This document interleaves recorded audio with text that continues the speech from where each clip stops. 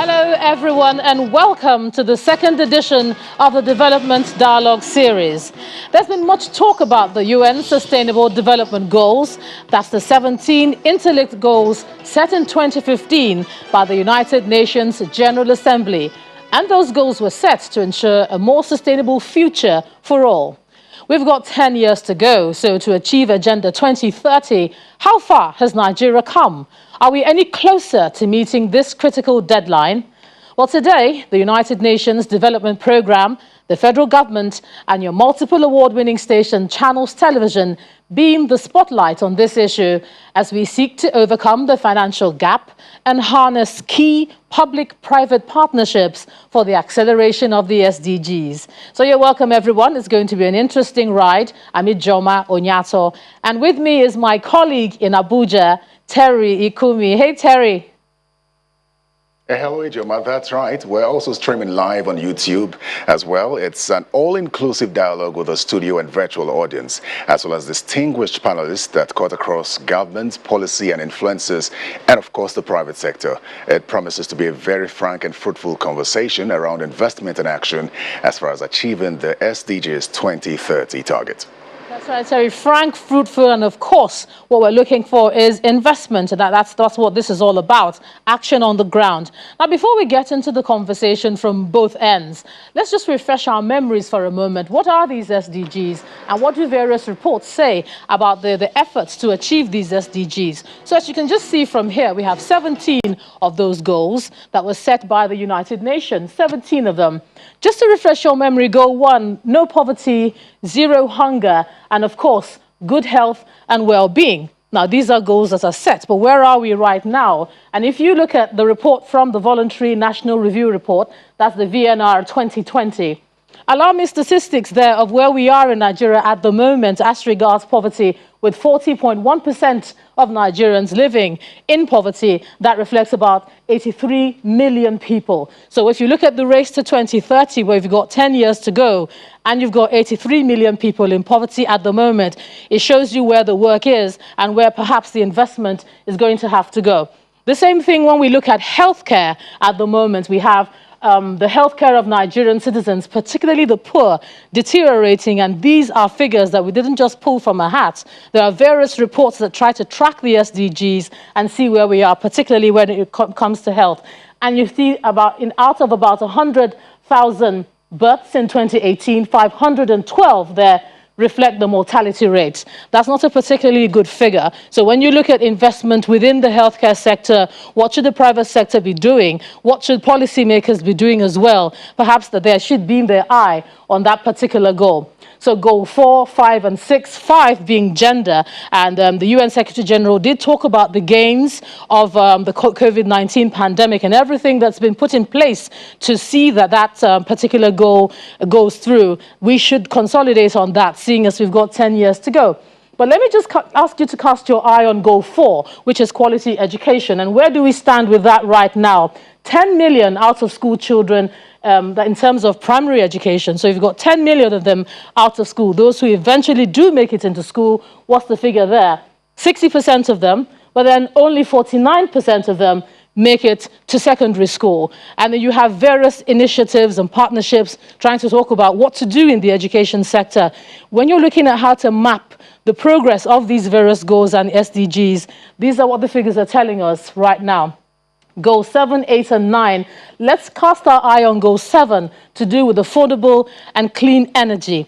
Now, energy is the backbone, almost like the structure, the skeleton of all of the other goals. But most reports are a bit silent on what energy is doing in terms of the private sector, renewable energy, alternative energy forms. And my colleague Terry there is going to really talk about that with the guests that he has on his panel. We're going to ask them, how can we have this sustainable energy for all? And since Nigeria adopted these goals in 2015, how far has the private sector come in terms of physical cash and investment on the ground? So that's goal 7, isn't it? So 10, 11, and 12, talking about reducing inequality. We have more of that when we look at our report a little bit later on. 13, 14, and 15. 14 being life below water.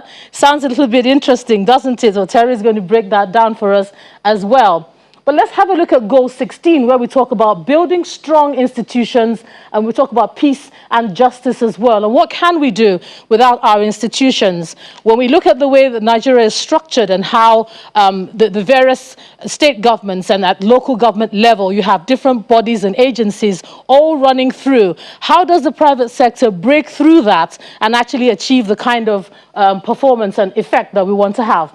And so we land on goal 17, partnerships. And that's part of our theme today, isn't it? Public-private partnerships to achieve and accelerate our move to these goals. The whole idea is to look at the impact of the SDGs, action on the ground.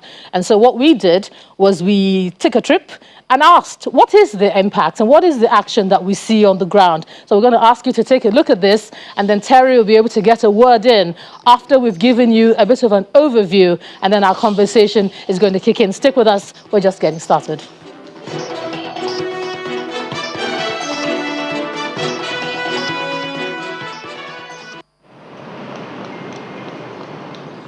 Launched at the 73rd United Nations General Assembly in New York in September 2018, SDG Impact is an investment initiative led by the United Nations Development Programme, UNDP.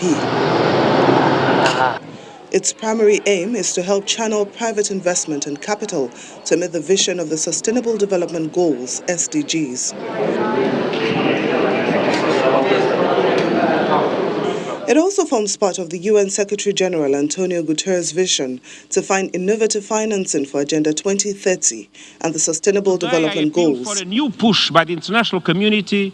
Despite the coronavirus pandemic, which he admits has eroded progress, the UN boss remains optimistic. Within this crisis lies an opportunity, a chance to embark on a path to revive economies, ensure gender equality, protect our planet, and achieve the SDGs by 2030. A path that ensures universal access to social protection, healthcare, quality education, and digital connectivity. A path towards a rapid and just transition to low-carbon, climate-resilient economies that generate investment, growth, and employment. A path that nurtures social cohesion, advances human rights, and builds peace. According to the United Nations, the Sustainable Development Goals are the blueprint to achieve a better and more sustainable future for all. They address common global challenges including poverty, inequality, climate change, environmental degradation, peace and justice. The 17 SDGs are to be achieved around the world and by all UN member states by the year 2030. We must align finance with the 2030 Agenda for Sustainable Development and work across sectors and with all stakeholders. Meanwhile, the UNDP is uniquely positioned to help implement the SDGs by using its global presence in 170 countries and its reputation as a trusted partner to support countries in mobilizing the partnership of governments, private sector, civil society, and citizens for SDG achievement. We knew that the challenge of financing the SDGs, or Sustainable Development Goals, went beyond mobilizing money, as important as that is. The financial resources are there. In 2018, global private wealth was estimated at $317 trillion. So at the aggregate level, the world has more than sufficient resources to fill the annual funding gap, which is estimated at $5 to $7 trillion to achieve the goals by 2030. Here in Nigeria, the UNDP provides technical support to the Office of the Senior Special Advisor to the President on SDGs and line ministries in an effort to ensure that planning and budgeting for development activities in the country are done within the framework of the SDGs. The United Nations Development Programme is also working closely with the federal government of Nigeria and other partners in ensuring that the SDGs are efficient and effectively implemented and that resources are allocated to sectors of the economy that will yield highest dividend for the poor and vulnerable millions across the country. One of the greater challenges we have was inequality and the distribution of that wealth. Even when it happened, those that needed it most were not getting it. Now, we want to see COVID not as a crisis that puts a pause on or even loses the gains that we've had, whether it is investments in health or infrastructure, jobs and education, but is to use it as an opportunity that the stimulus packages that we now have to have, how are we going to spend those resources to make sure the response today gets us a better recovery, and then we can perhaps catch up with the targets and the goals that we have for our national plans and for the vision of the 2030 agenda. In addition, the UNDP has supported the federal government of Nigeria in conducting the SDGs data mapping exercise and conducting a baseline survey whose results have been useful in developing baseline indicators for SDGs implementation, monitoring and reporting in the country. In the meantime, investors and enterprises are increasingly aligning their activities with the SDGs, and the UNDP's SDG Impact Standards offers a guide on how to integrate impacts on SDGs into business and investment decision-making. SDG Impact is unique because it's focusing on action on the ground. It's about making the SDGs happen and not just talking about it. The standards help investors make informed decisions using impact measurement and management. They also assess the commitment of a fund's board and senior management to integrity and sound management. Investors and companies that adhere to these standards are then given an SDG impact seal, which makes it clear to all that their commitment to the SDGs and their impact are measurable. The United Nations estimates that achieving the SDGs requires overcoming a critical financing gap of $5 to $7 trillion per year. However, the level of private sector investment that supports SDG achievement is low, with only a fraction of globally invested assets of banks, pension funds, insurers, and transnational corporations contributing to SDG progress. Temitope Fagbemi, reporting for Channels Television News.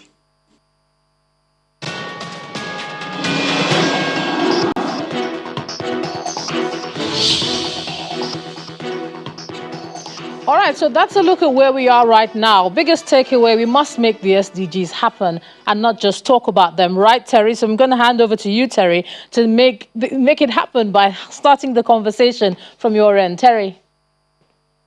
Well, thank you very much, Ijoma. Now, in striving to achieve the Sustainable Development Goals by 2030, questions like what is the UNDP's role, what is the role of the private sector and government, and ultimately what impact will a public-private sector partnership have on the set target? The investment opportunity areas for the private sector include renewable resources and alternative energy, agriculture, healthcare, infrastructure services, education, consumer goods, technology, and communications. Just to let you know that you can be a part of the conversation using the hashtags DevTalksNG, CTV, SDG Talks, or Agenda 2030. Now let's begin the conversation. And as I said earlier, we have a live studio and virtual audience. It's time to meet my panelists. Amarakun Bandra. Thank you so much for coming. Amarakun Bandra is the UNDP Senior Economics Advisor. Thank you so much for coming. Thank you. And also we have Mr. Kenneth Kujeli. He is the Deputy Director of Macroeconomic Analysis, Ministry of Finance, Budget, and National Planning. Thank you so much. Thank you. So I'll start with you, Mr. Bandra. There seems to be some form of renewed interest in investment as far as the SDGs is concerned. I think for many the question is, why now? Why is there a renewed interest all of a sudden?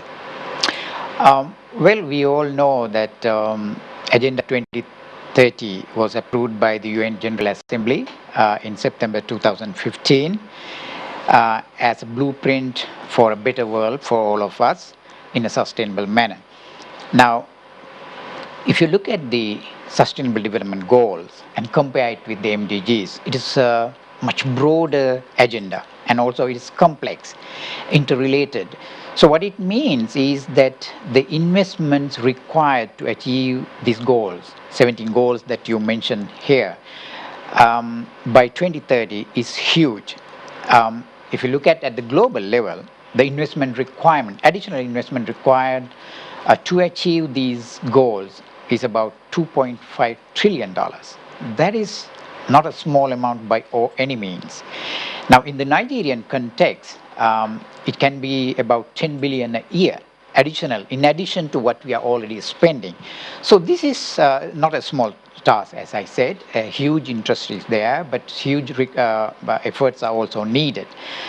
So what it means is, in terms of financing these investments to achieve the Sustainable Development Goals, we had the financing for development international conference in July 2015. There we adopted the Addis Ababa Action Agenda, and that agenda has a very comprehensive set of policies to enable the governments as well as other stakeholders, whether it is UN or the private sector, to help the member countries to mobilize those resources. In fact, one of them is the impact investment that we are talking about today. But there are several other areas that we also focus under the Addis Ababa Action Agenda. It relates to policy reforms. It relates to developing financial and capital markets. It relates to developing insurance markets, and also putting the set of institutional mechanisms to attract financial flows as well as investments. So this interest is coming from the approval of the SDGs as well as international action towards achieving those goals by 2030. Mr. Kujeli, let me come to you now. From the government side, you're Deputy Director of Macroeconomic Analysis, Minister of Finance, Budget and National Planning. When we talk about SDG investment, private sector SDG investments, as far as the 2030 target is concerned, what does government expect from the private sector? Thank you very much. As it is, from the axis of the government, we know that current development already shows that resources, particularly from the oil sector, is declining. And based on that, financing of SDGs will surely be a kind of, will seek assistance from the side of the private sectors more than that of the government. So from the end of government should be doing or is doing things that will assist the private sector to be strong, sufficiently strong, to be able to take up some of these other social programs that are expected to be delivered under the SDG for the period up to 2030. So we'll talk more about how government can create the enabling environment in a short while. But Mr. Marakun, he just mentioned that government expects some form of financing from the private sector and raises the question, is this private sector's contribution going to be restricted to just financing? Is this just about the money the private sector will bring to the table now, or what else is expected? Not really. In the sense, as I mentioned, the investment requirements to achieve the SDGs by 2030 is huge. So what it means, government alone cannot do it. And we all know to be more efficient, government should provide the conducive environment for businesses. But the private sector can engage with the government in terms of designing appropriate policies and also bringing in investments by themselves. Say, for example, local investors can invest in the Nigerian context elsewhere. And also, we can bring in the investors from outside as well. But at the same time, you see, since we have to achieve a huge goal by 2030, technological adaptation is essential. And in most of the cases, developing countries don't have the required technology. And if you partner with international investors who have the technology and transfer it to local context, that will enable the governments to achieve the SDGs. So it's been 5 years already since the resolution for the SDGs was reached, and it's quite sad and worrying that if you look at the list of countries that have made progress as far as achieving those goals is concerned, African countries still rank very low. If we bring it to the Nigerian context now, Nigeria is about 160 out of 170 countries, which doesn't tell well. What do you think would be responsible for the slow pace of hitting that target so far? It's been 5 years, and we have about 10 years just before we hit 2030. Well, in the Nigerian context, of course, we have a very specific case. I'm sure you are aware that in 2016, Nigeria went through a recession, and even up to now, we haven't recovered fully. In the sense, if you look at the per capita income growth since 2016, we are not there yet. Unfortunately, on top of that, we got the coronavirus, and the economy is going to contract by another 3% by the end of this year, according to IMF recent estimates. So what it means is it will take another 2-3 years, as we looked at from the 2016 experience, to recover to the positive growth in terms of per capita. So what it means, the effort from the government, the private sector, and all stakeholders concerned is very essential to make it happen. It is unfortunate that during the last 5 years, we haven't progressed much. Of course, there are certain areas that we have made efforts, and also some we have gained a lot, but there is a long way to go as well because of these challenges and the shocks that we have seen in recent years. All right, Mr. Kujila, let me come to you now. Government's role cannot be overemphasized. You had talked about the enabling environments. What's expected of government as far as attaining the SDGs goal 2030 is concerned? Yeah, thank you. In this case, government, as I said earlier, issue of that creating the environment, also government currently is working on the National Development Plan. And we are believing that in the process of producing the successor plan of the Nigerian Vision 2020 and Economic Recovery Plan, SDG is being given prominence, making sure that we mainstream the SDG into the plan in a way that as we execute the plan, we are at the same time implementing, executing programs that will help in achieving and attaining the various goals of the SDG. To what extent do you think that the government's programs, intervention programs, has helped? Given what we have on ground and what we are doing right now, government is working in a way that the SDGs, though we may, we cannot say it for now how it will go, but we believe that given what we are putting on ground under the plan process, SDG will be making progress. We'll make some progress. Very well then. Well, just before we go on a break, quickly there, Mr. Bandra, how do we support and accelerate an effective private sector engagement as far as financing the SDGs is concerned, especially in the context of the new and emerging challenges like those brought forth by the COVID-19 pandemic? And you also mentioned the recession 4 years ago, and sadly we're in one now as well. We have a very challenging situation, and some of the challenges we were facing were complicated by the COVID-19. But I assume within these challenges, there will be huge opportunities as well. And our effort is taking the Addis Ababa Action Agenda forward is to implement some of these global initiatives at the local level in Nigeria. In that sense, we started off something called SDG Impact Investment Initiative. The basis of this is coming from the Global Initiative, as I said. But before we get into the real investors, we thought it is better to have a mapping of investment opportunities that we have.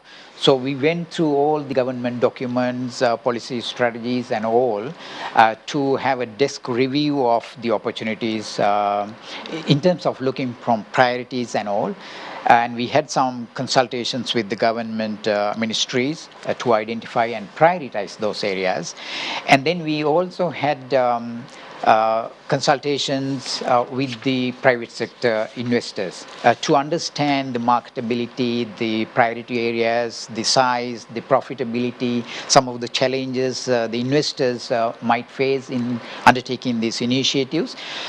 So once we had these, we have the selected priority priority investment opportunity areas that we have identified. The next step, in fact, in December this year, we are going to have investor facilitator event virtually, linking up with all the global investors that we think we can tap onto. The basic idea is to get their investment into Nigeria. In fact, prior to the pandemic, we were hoping that we will have a large-scale investor facilitator forum in Lagos, where we can bring in all the potential investors to Nigeria to showcase our case investment opportunities. Very well, then let's take a quick break and we will be right back. Stay with us. Welcome back. You're watching the SDG Impact Investment Dialogue. Let's continue the conversation from our Lagos studio. Hello, Ijoma. Thanks a lot, Terry. Very engaging, very interesting thoughts you have there, at least from the perspective of policy.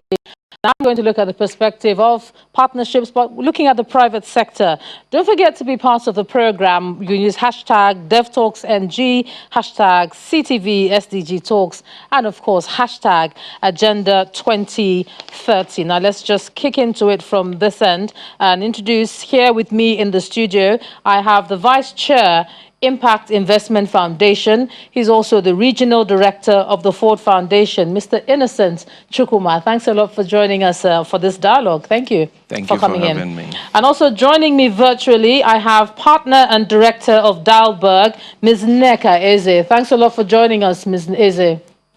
Thank you for having me. Well, let me just start off with you, since you're there now. You do a lot of critical work and a lot of extensive work looking at your projects and etc. When you crunch down the numbers as it regards the SDG goals, where do you see us heading in terms of impact?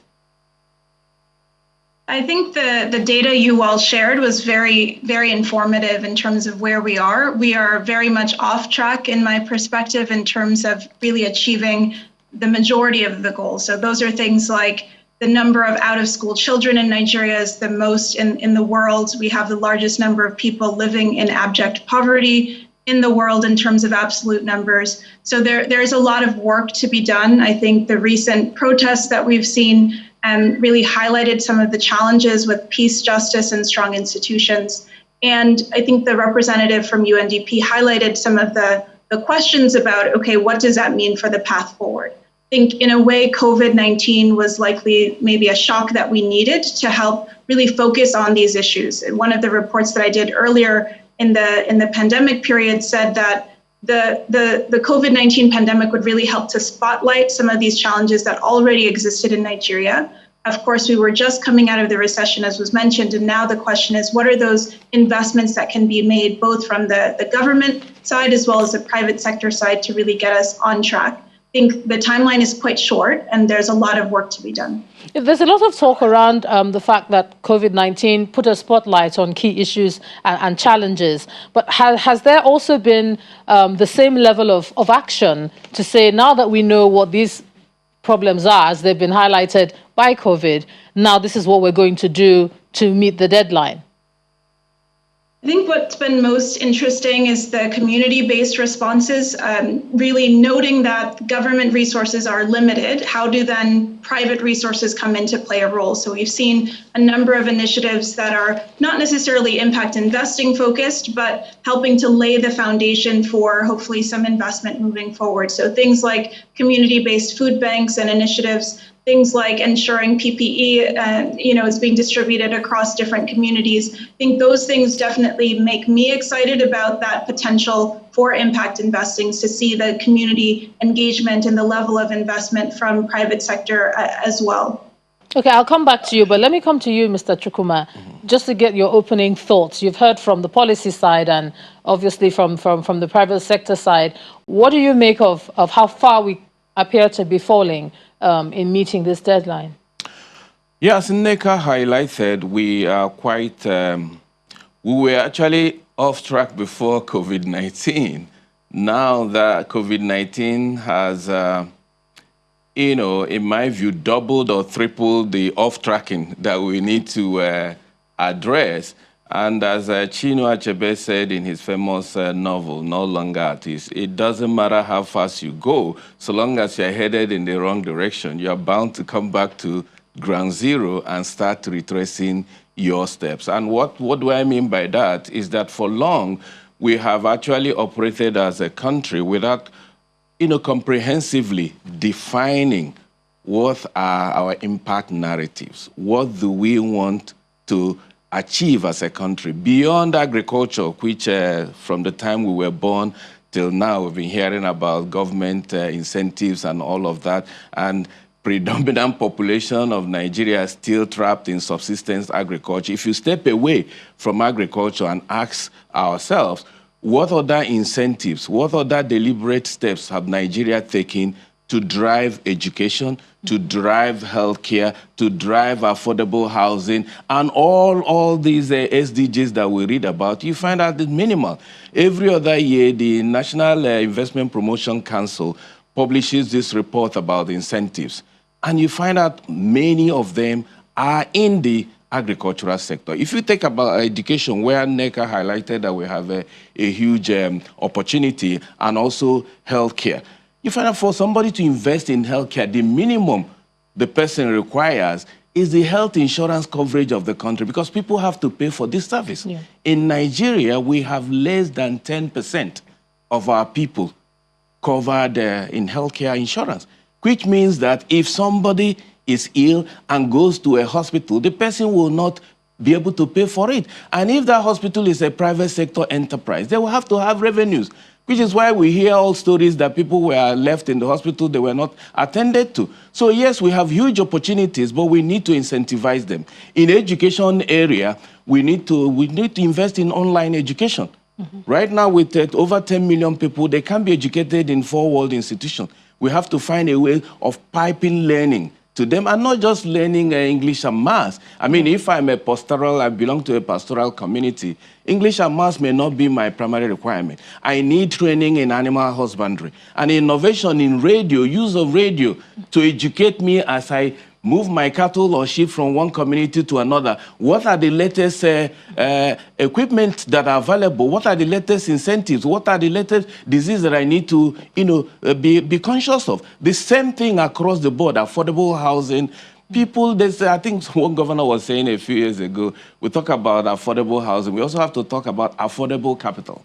If I'm a private sector investor and I want to build mass housing for people who can't afford to live in the Lekki and VI of this world, where do I get the capital? And if the capital is not cheap enough, why will I get involved in affordable housing? So we have quite a lot of things to do, but private sector is willing, from the work we do in Impact Investor Foundation and Deal Summit we do every year, bring in investors and investable enterprises. That is the interest, but the incentives are not well defined and enforced. Yeah, I'm glad you talked about them being willing, and why I'm heading that way. This is a question I'm going to put to Ms. Eze as well. Are they as willing when you look at Goal 7? So energy, for instance, renewable energy, alternative energy. We continue to hear different options, but when it comes to putting the feet on the ground and the money into the project, there's a disconnect. What are you hearing from your foundation? There are tons of, every day you hear about renewable energy companies setting up shops.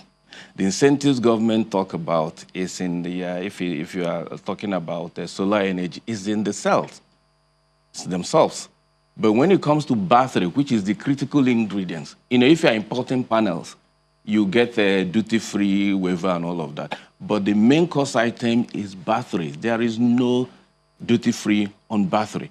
So for people who are going in that area and paying this huge sum, bringing in this battery, they have to transfer it to the consumer, which is why solar energy is still very much expensive for the ordinary people. We need to go into that. So we really need to, target our incentives in such a way that it can enable investors to come into those enterprises. Ms. Eze, you're listening to this conversation, talking about Goal 7 now and partnerships to do with renewable energy, solar, and we keep hearing of examples in countries where this can actually also happen here. What are you hearing from your perspective? Yeah, I think there's a great opportunity in a range of sectors. I think definitely renewable energy, obviously agriculture, as Mr. Chukuma mentioned, and I see also opportunities in enabling technology amongst others. In renewable energy, we've already talked about the trade challenge of how can you actually import the parts. The other question is the government actually getting in the way of private sector investment? And so ensuring that the government understands the market opportunity that exists in solar energy. People are oftentimes paying for other sources of energy that perhaps are not renewable. So then if you decide to either offer something free of charge or do it in a way that's not sustainable, you can actually disrupt some of those emerging entrepreneurs that are coming up and offering solar energy products and packages across the country. I think there are a number of really interesting emerging initiatives to invest into the space, looking at both grant capital as well as equity finance and debt finance to support. And you see that from both the Nigerian government, development partners, and private investors who are coming in. So my hope is that in energy, we'll start to see some more changes over time. I think a lot of the pressure during this year was this question for people who ended up needing to be more at home than there used to be. How do you actually find at-home power solutions that make sense, whereas previously they were likely accessing some of the power at their places of work rather than at home. So we're starting to see additional solar companies coming online to address some of that market opportunity. I think the main question is we have a great market opportunity in Nigeria, in part, unfortunately, because of the great amounts of inequality that we have. As Dahlberg, we've looked at things as wide-ranging as toilet access to financial services, technology. There's a range of different opportunities, and we are seeing investment coming in really to address the lack of those services across the country. Okay, I'm going to take that question to the UNDP rep there, to Amara Kun in Abuja, just to ask you whether that's your experience as well, talking about the fact that sometimes the government gets in the way of what you're trying to achieve. I know you have Terry there, and we're listening to you earlier on talk about all the various inroads that they are. Do you have that experience sometimes where the local realities get in the way of what we're trying to achieve globally? Sorry, if you can repeat the question. I didn't see the question. Okay. She wants to know whether you have any challenge situation. Yeah, so the question is, do the local realities within the country here get in the way of what you're trying to achieve globally with the SDGs? As we've heard from Ms. Eze there, talk about sometimes the feet on the ground are not quite the same as what we've put on paper in terms of policy. Well, if I get it correct, basically what the question is asking is the on-the-ground situation may be different from what we have on the papers, right? So basically, whether you have difficulty or you encounter challenges with the natives in trying to achieve your SDGs. Well, SDGs talk about leaving no one behind. So that means even the furthest person has to be involved in this process. In fact, one of the key criteria for UN to achieve the SDGs by 2030 is to focus on those furthest behind.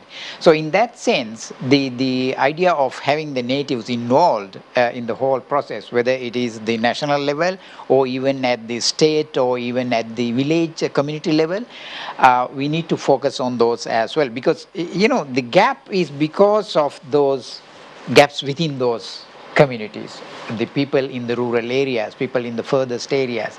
So in that sense, it is the critical thing that we need to focus, but the challenges are also enormous because the resource availability for them is limited. The knowledge they have in terms of doing certain things may be different and difficult to get. Technology may be not available at all. Like say, for example, electricity is a key utility to produce anything. So if you don't have access to electricity, you can't do it. So we know, in fact, in Nigeria, say, for example, the access to electricity in rural areas is very limited. So their potential is huge, but the constraints are also huge. So in that sense, we have a long way to go to address these concerns related to the natives. All right, fantastic. Thanks a lot for that. So let me bring it back to you, Mr. Chukwuma, talking about local realities versus what we want to achieve globally. And, you know, the question being that most of what we see, power, infrastructure, partnerships, strong institutions, are the bedrock on which the SDGs sit. From where you see, what's the most critical thing we need to do now to say the race is on? I mean, this year is called the Decade of Action. What sort of action are we hoping to see now? Yeah, so regulation is critical. You know, in every sector you want to grow, government needs to be very deliberate and intentional in coming up with the kind of regulation that will actually incentivize people coming into those sectors to invest.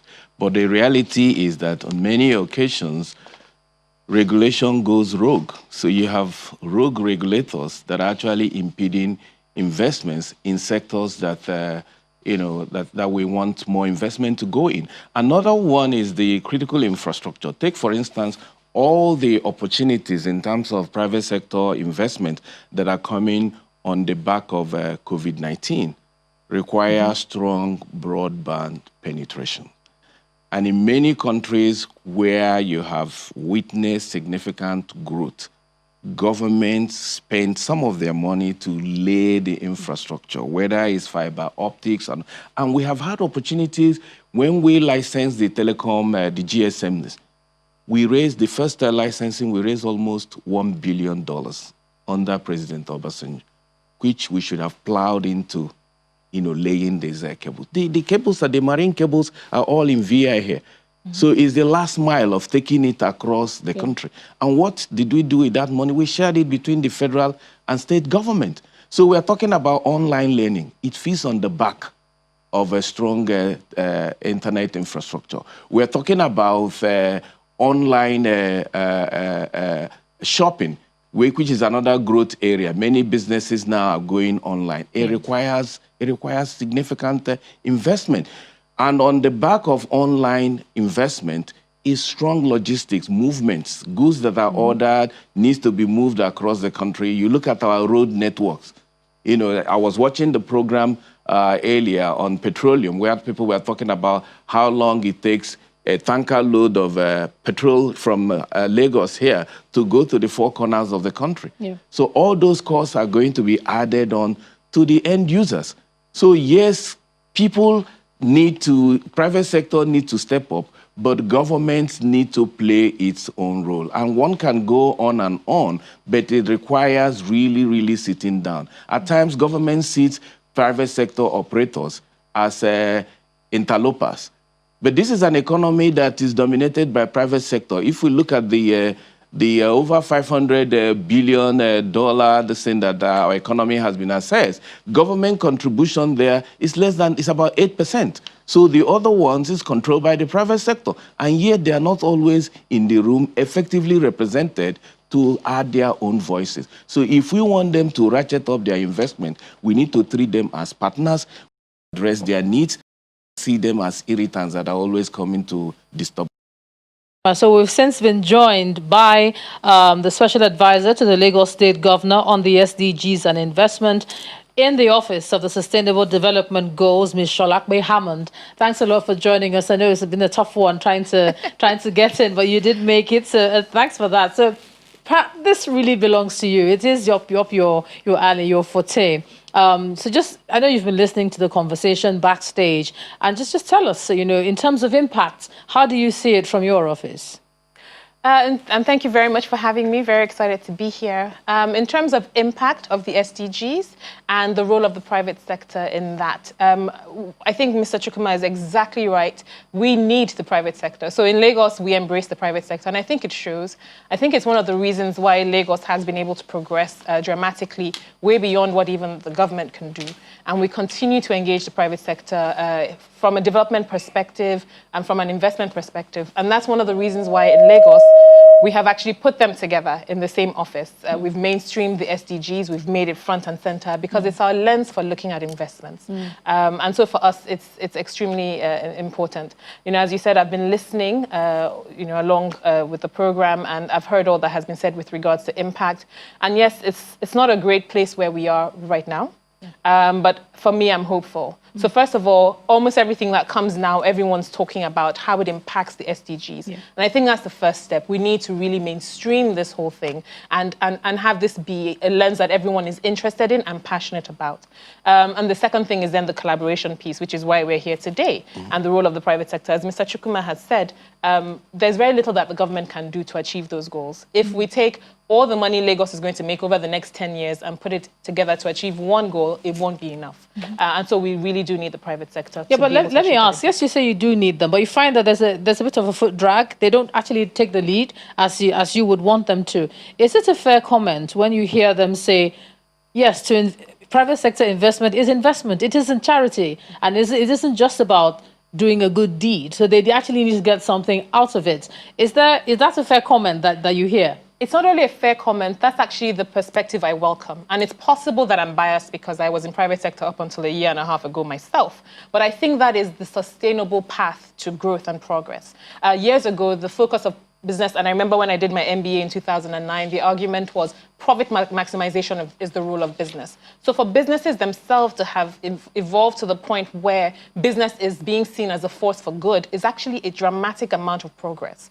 I also think that we won't get anywhere trying to get businesses to do good from the charity perspective. They will devote a maximum 3-5% of their income. That's not what we need. We need a dramatic and radical change of perspective. Their business has to become that thing that generates the developmental outcome. So it has to be let's stop using money to collect waste or plastic. Let's instead reorient businesses to find a way to eliminate plastic. It's good for the business, it's good for the environment, it's good for society, it's good for all of us. And so I think that really is the approach to champion. And I find businesses aren't necessarily mercenary about it. They are, though, looking for something that is sustainable, because you find out you do charity, even if you put that fund in there for 20 years, the day you stop, that model dies. But with the business-first approach, it doesn't. What government can then do is, and it's some of the things we're looking at, to find a way to create sustainable incentives. So for example, in Nigeria, we don't have the triple bottom line approach, and that's something we'll be looking to create. There has to be value to some of these companies as an incentive to others that want to do good.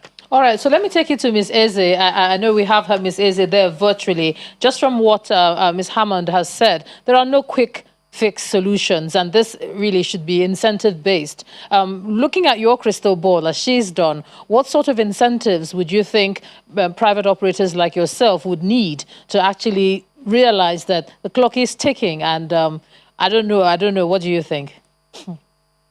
It's a good question. I think, one, it's similar to what we've shared previously, this question about what are the policies and are they going to be not just stable and sustainable, but will they actually be applied evenly across the population so that there are not favorites being chosen. So I think that for me is number one. The other one is, of course, we've talked trade policy. You had some images about counting of dollars. Forex is another big issue, which really comes up as we're talking to investors who say, okay, I'm going to invest into Nigeria. How do I get money back if I'm coming from outside of the country? And then I think there is a need to really say, where is the government focused?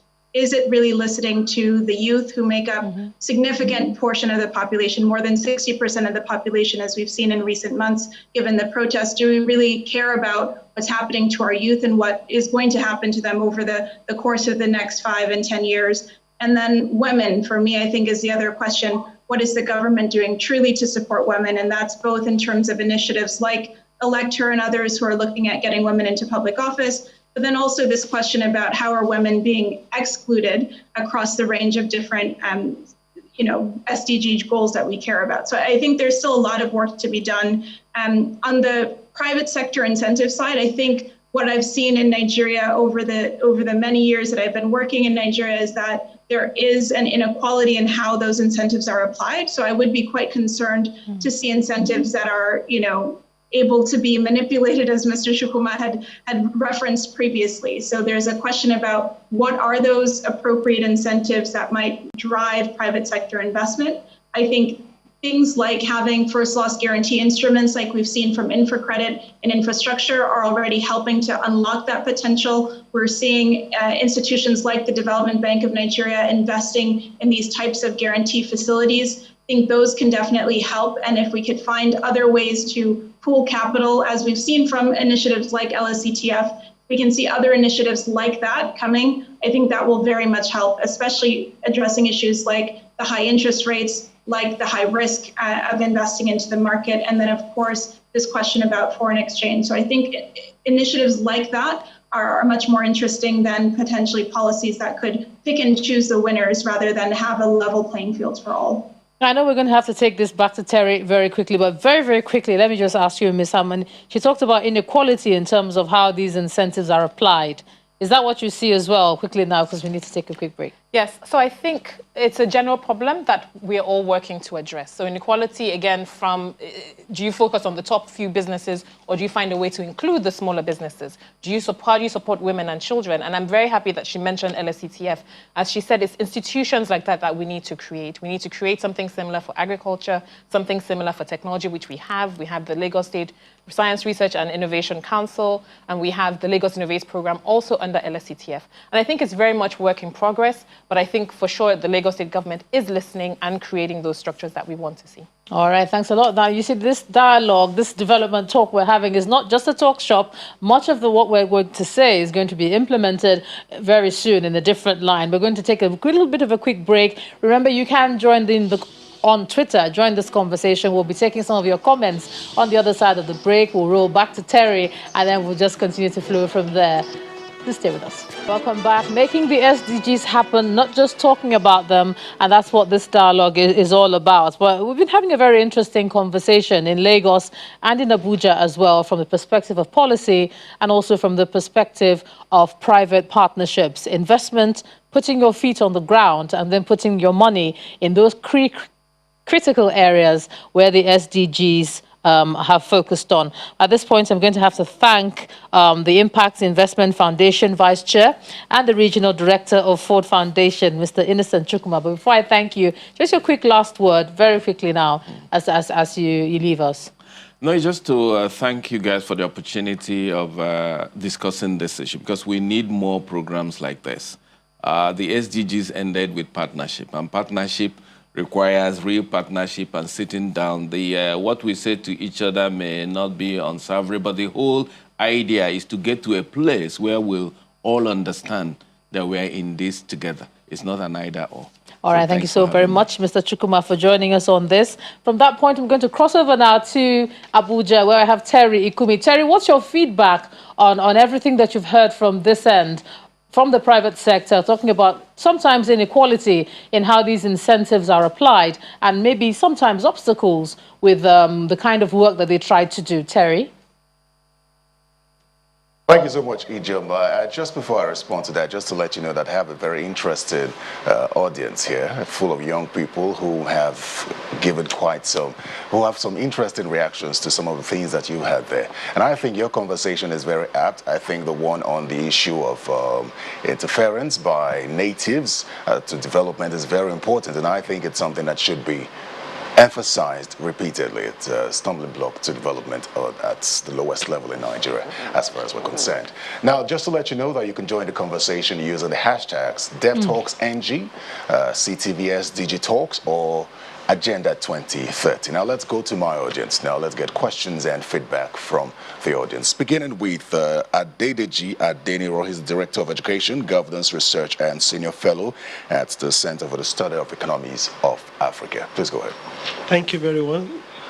My question is for the Deputy Director, and I also have one for Mr. Amarakun.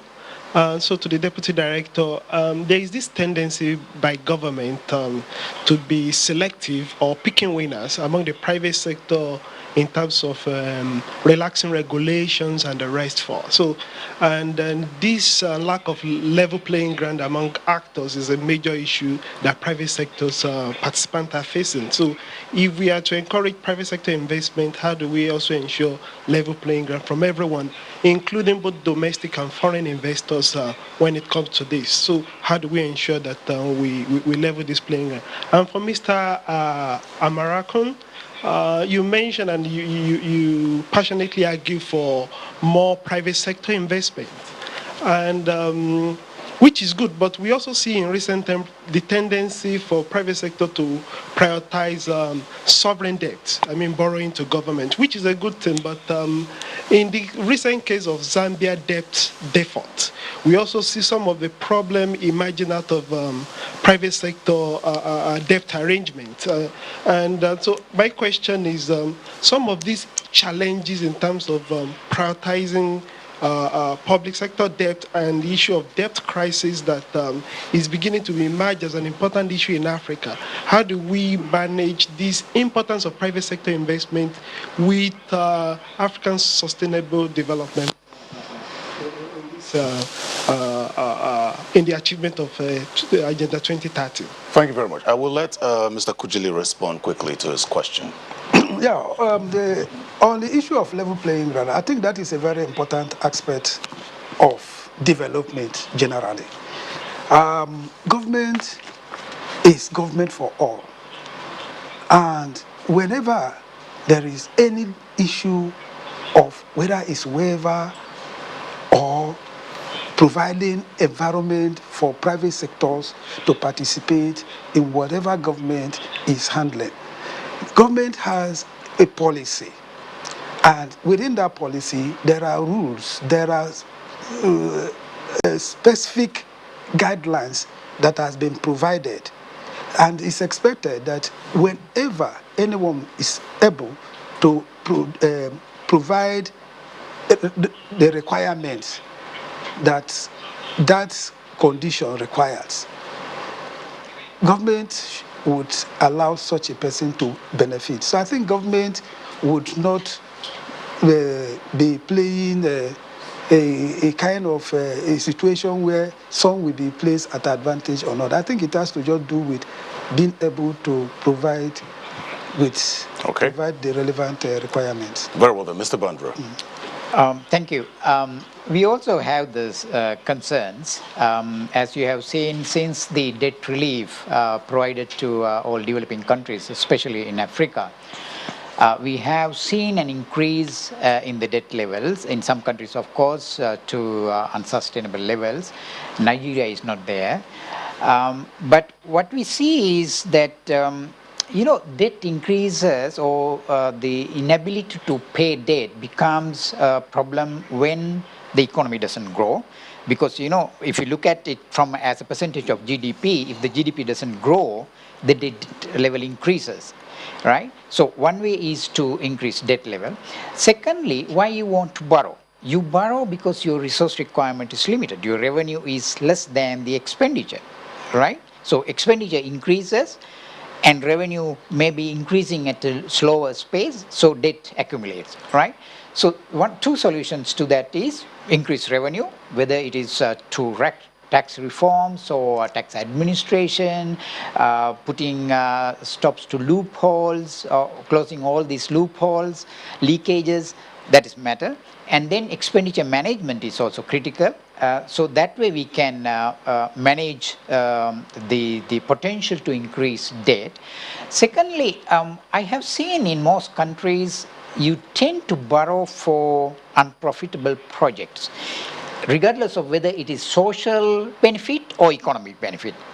I don't care whether the borrowing is for non-monetary gains. Like if there is a huge potential gain in terms of social benefits, that is good, like health, education, because the benefit comes at a later stage. You don't see the monetary benefit, but it cuts across all the sectors.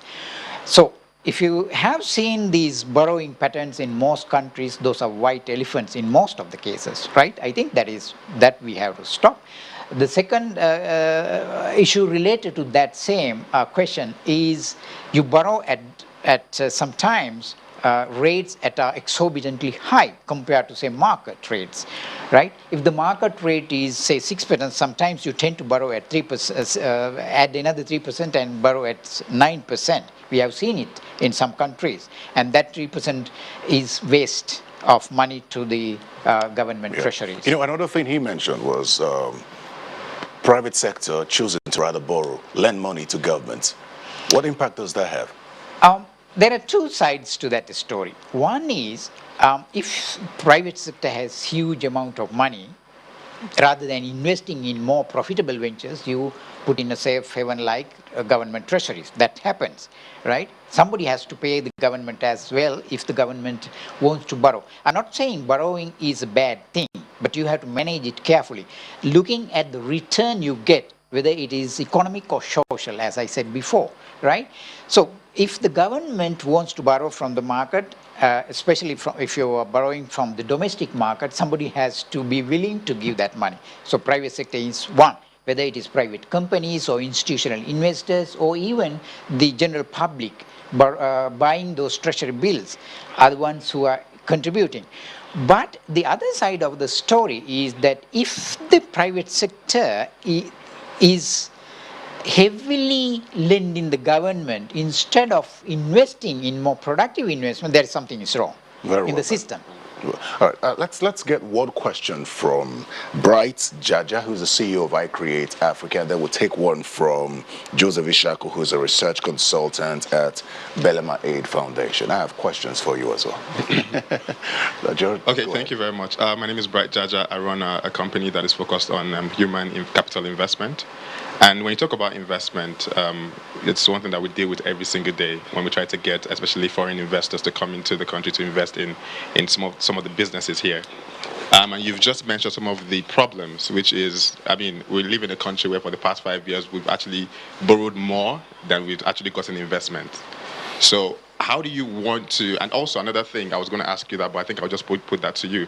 How, when it comes to the inconsistency of policies, where, you know, a new government come into play and there's a change of policy and all the investors are saying, I can't trust your system because I might put $1 billion in your system right now and a new system comes into play and it change everything. How do you want to, I mean, talking about bringing in investors to achieve the SDGs, how do you intend to convince these investors, especially when it comes to the inconsistencies of policies? Sadly, I'm told that we might have to take just that question. Please, quickly. Thank you very much for that question. You're very true. Policy inconsistencies are impacting investments, not only for foreign investors, but also for local investors as well. So that is fundamental for attracting both domestic and foreign investors.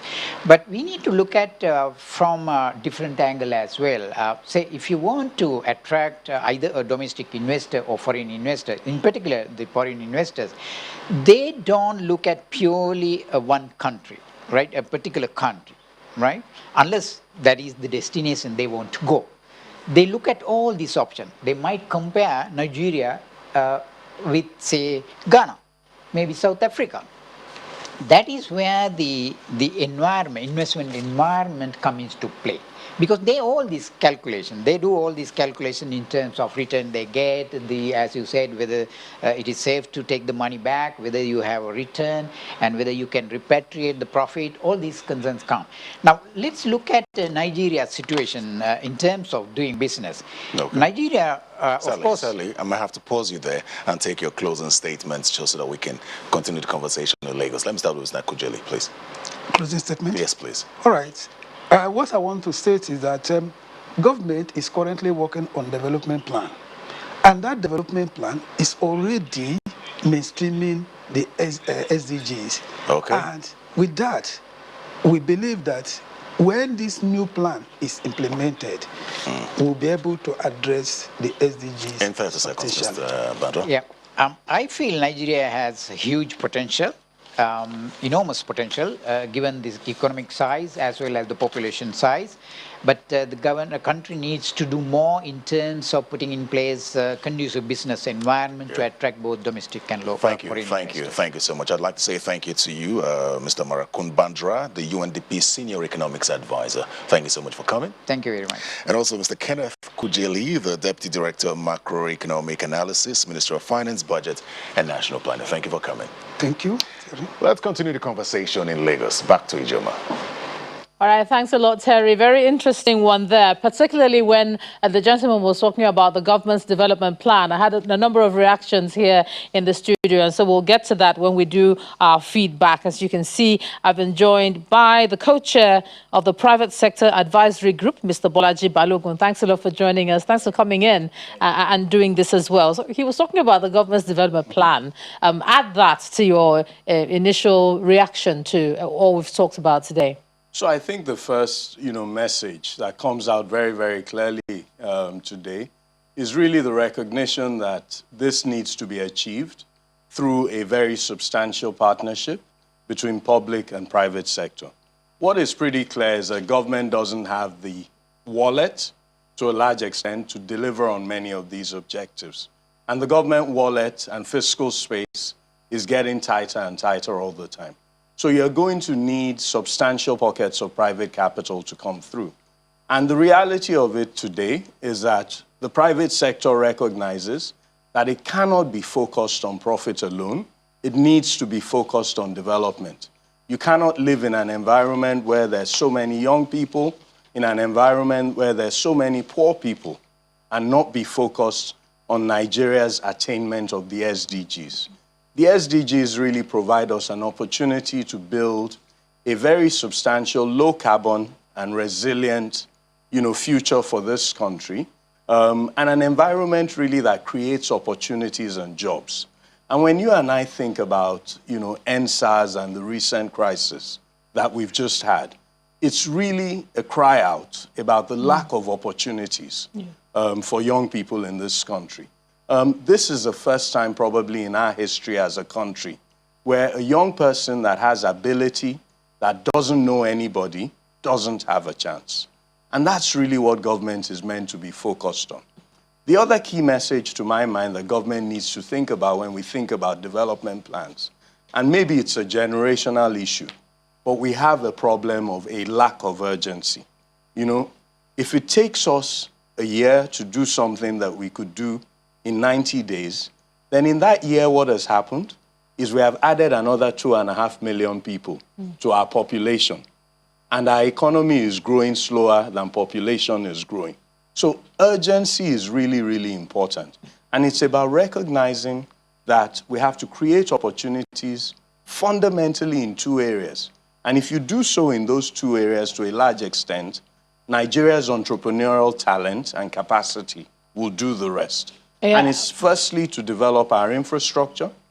Secondly is to focus on our education and preparing our nation really for the skills of the 21st century. Yes, I'm glad that Ms. Hammond is sitting right next to you as you say that, because I'm going to come to her. Yeah. And also something Ms. Eze said to us earlier, all this collaboration we talk about between the public and the private sector kind of rests across various ministries, agencies, departments, and somewhere along the line the bureaucracy gets in. What are you doing to ease that? Yeah. Let me ask that first. Thank you for that. And that really is the function of my office, the Office of SDGs and Investments. And we have two things that we do. With regards to the mainstream investment opportunities, that really is the point of having an investment promotion agency. And so people come to us. We're supposed to be your one-stop shop. You come to us and we facilitate those processes. What we're also trying to do more and more is to actually streamline not just facilitate the process, but streamline it and provide information in a more transparent, easier to digest, quick to act on sort of perspective. And I saw Bright Jaja there of iSkills. So if you have bite size, I want to do housing estate, it should be very easy to come through, say, this is what I want to do, this is how much I have to spend, these are the locations, and it's done, as opposed to it having to go through an approval process. So for example, you want to apply to the Ministry of Agri for a feedlot license, you have to write to the commissioner, and then they will say, fine, but it should just be an application. You apply, it's approved, if it meets certain criteria. Isn't it then? So it's all work in progress. So again, government is a dinosaur. We've been around for many years, and we are evolving. And we may not be evolving as fast as people would like, but we are evolving. And change is a process as well, and government is also populated by people. So those changes are happening. But what the private sector then brings to the table is they can evolve all this much faster than we can. And the more Lagos, and I keep saying Lagos, I think a lot of the growth, a lot of the progress in Lagos has come because of collaborations with the private sector. So, and there's a lot of support, particularly from the tech sector, and we need to do more of that. I think that's really where it is. And I think that speaks to the role of private sector. It's aligning these business models. It's working together to create these solutions. It's not seeing silos, the government, the people, the private sector, but seeing all of us working together to create the same solution. All right, let me take a quick contribution from one of our partners that we have in the studio here. He is the International Development Practitioner, COO of REAP Consulting, and that's Mr. Abayomi Adedara. Just step to the microphone and what's your contribution to this? Okay, thank you, audience. Good afternoon, all. I used to have this perception about the whole SDG as I perceive there's this kind of isomorphic mimicry on the part of Nigeria. I felt we don't really show serious ownership of some of this, and looking at the whole of the Sustainable Development Goals, I asked myself, what else will a country dare need to do to make things better? Definitely absolutely nothing. So seeing this kind of program has actually given me a hope that yes, we mean business, and we will definitely achieve our aim as regards this SDG. I have two questions. One, we've talked about incentive largely, and we all know as a private sector, one of the driving force is financial benefits. And then the other side that is coming strong now is the social benefits. And I asked myself, as a CEO of a company, which have always been driving some of our engagement in the area of social enterprise. The question is, all my other board member always asks is, how are we going to make ends meet? How are we going to ensure that we are able to cover our variable costs and stuff and that? And then I felt strongly about that because I know a better world will not require so much money on any individual's part to live. And so I want us to address this. Can we come up with a model, a mechanism, whereby an organization, any private entity that is able to do much in the area of social benefit, focusing more on that, is rewarded for the effort? It could be some sum of award, something that makes them stand tall in the society, that where we may not have all the money, but we have something to show that we are contributing to the society. The second question is this. We know the property right is very fundamental to investment. And then we are saying private sector invest your money in some of these SDG and let us achieve our goals. But the question is, in this part of the world, in Nigeria, we have a situation whereby people react to private entity on the ground of ethnic, on the ground of religion, and the little issue, they take it up, and what they aim for is to bring such an entity down. How do we expect private sector to cope with this? Thank you. All right, thanks for that. So I'm going to direct your first question to Ms. Eze, who's been listening in, talking about some sort of model for social benefits, and then I'll come back here and you can address the ethnicity, culture dimension of this question. Issue. That's right. Ms. Eze. Yeah, the good news is there already is an award which exists. So the Impact Investors Foundation of Nigeria launched an award about 3 years ago, one which is focused on, the Impact Investor of the Year, and then the other one which is focused more on the social enterprise who we thought is, doing great work in Nigeria to address some of these SDGs. So the good news is there already are some awards that are existing, and I'm sure going to see more of those. I think the question really is, with something like impact investing, it's not just about seeing environmental impact, but it is also about measurable social and environmental impact. And then it's really about the intention to generate those impacts that are positive alongside financial return. So needing to really start with that intention and then, yes, measure it. And I completely agree about awarding it and incentivizing it. You started to maybe hint at some opportunities as we think about things like, you know, tax and other types of incentives. I think there can be some challenges with that, as we've seen in other places, and even in Nigeria. So this question about, can you get some of the rebates actually back from the government when you're due those rebates? And so we'll have to think about the how of implementation. But I agree that the incentives need to come, yes, from the government. Hopefully, as well as the, let's say, middle class grows, we'll see more incentives coming from consumers who decide, okay, I'm going to buy this product from this company because I know they're supporting our community, they're supporting our future and my children's future, rather than from this other company who maybe is not doing good for the country. So I think there's a number of ways to really push for these incentives, with the government, with consumers, and with consumer awareness and education, and then definitely with measurement and communication as well. So I'm going to ask you to respond to that. So there is actually already a number of precedents around incentives that are interesting to the private sector. One of the most exciting things that we've developed as a nation over the last 18 months is a road tax incentive scheme, which again was driven by a collaboration between private sector and public sector, where it is possible today for a private company to enter into developing a piece of road that is economically strategic or is allowing, for example, people bring products to a market in Nigeria, and in return for doing so, they get tax credits which they're then able to use against their tax bill when they're profitable. And the first 6 or 8 companies took advantage of this last year, and there are a number of road projects that are already ongoing across the country. Dangote Cement, Lafarge Cement, even companies like Unilever that have nothing to do with, you know, hard infrastructure are already utilizing this process to add to much needed infrastructure. But the second area where this can be applicable is that it's applicable to education, it's applicable to healthcare.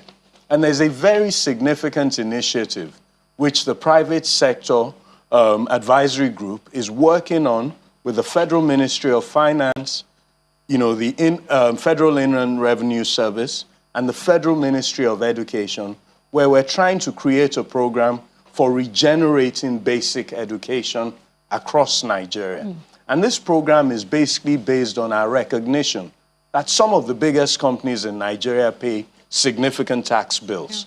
To put it into context, the 20 largest companies on the Nigerian Stock Exchange last year paid a total of 180 billion naira in taxes.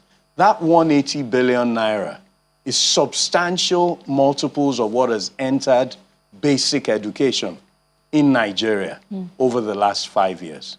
There are many, many schools, there are many, many primary schools in Nigeria where 100 million naira has not been spent over the last 5 years. So you think about what 180 billion naira can do if you're suddenly able to create a tax incentive scheme where those companies are directing that money to support basic education and all of the elements of basic education across the country.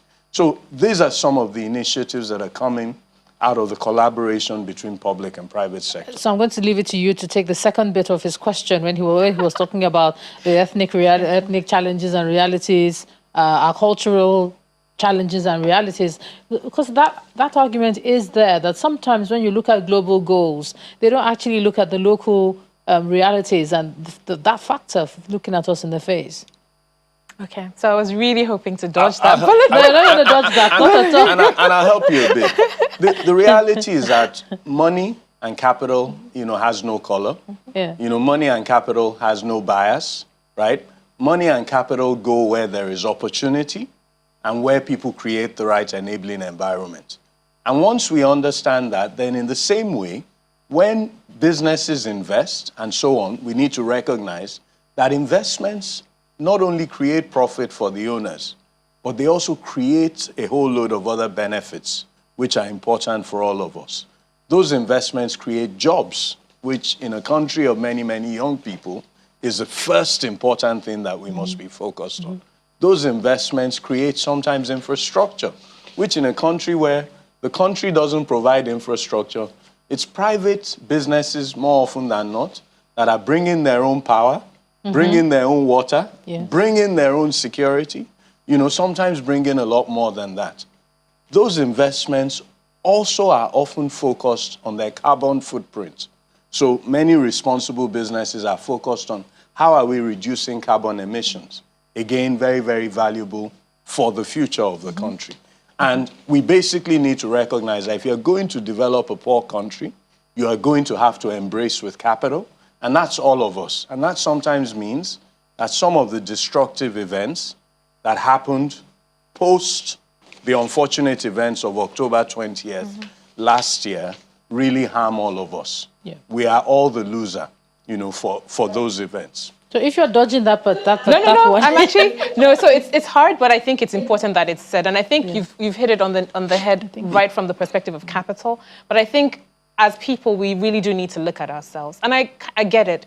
The reason why people fight each other over things that have nothing to do with the real issue is the problem that we have is the scarcity issue.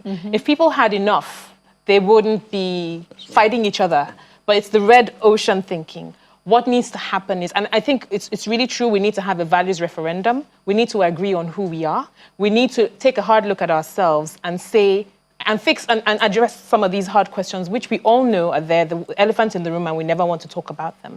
But we need to find a way to work together and build more. Because when there's more, no one's going to be fighting over what is there. I think that's really what the issue is. But it's very all right, thank you. That we can go on at this. I think Ms. Eze, your closing statement now as you leave quickly, please.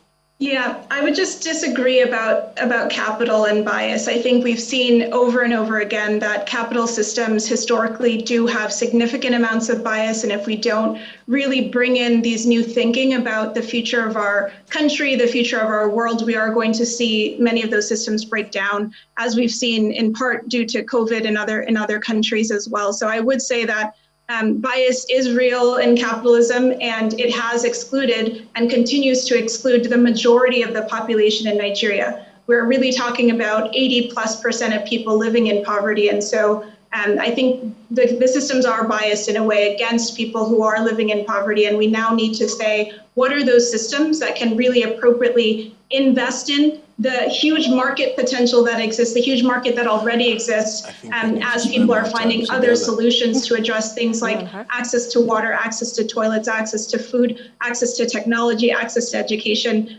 There's a significant opportunity there, but the bias is real. And then on the cultural side, I think we do need to say, do we really want everyone to be included? Is that our focus over the next 10 years? And how can we, as individuals, as business, as government, really achieve that SDG around no poverty? I think if we don't do that, we're really going to struggle and see a lot more instability over the coming years. All right, Justice, thank you so very much. Partner and director at Dalberg, Ms. Nneka Eze. Thanks a lot for sharing your thoughts with us. I'm also going to thank the co-chair, Private Sector Advisory Group, Mr. Balogun. Thank you for making it in here. And to thank also Ms. Sholakwe Hammond, Special Advisor to the Lagos State Governor on SDGs and investment. But we have one reaction for you from one of our viewers, and that reaction is coming from Ati Donyerin Etuk 5. Restructure the country into a federal state, or simply just give us a chance to draft a constitution that reflects our aspirations. As we select competent persons of integrity, let's have a 25-year development plan that will be binding, not only just in talk, but also legislative action. Quite a mouthful from him there, but it's fine for him to have his own say. All right, just to head off to Terry now in Abuja for you to wrap up from your end. Terry? Thank you so much, Ijoma. So for me, I think that the conversation here has dwelt on the need for necessary interaction among government, UNDP, and the private sector, at least to keep abreast of expectations. And most importantly, the policy recommendations that have been made here that will drive the capital deployment for the Sustainable Development Goals. Thank you so much for your time. I am Terry Ikumi. That's right. I'm Ijoma Onyato. Just to say that there is the finance to go around, but where it should be placed is what's very important. Thank you so much. I'm Ijoma Onyato. Thanks for watching.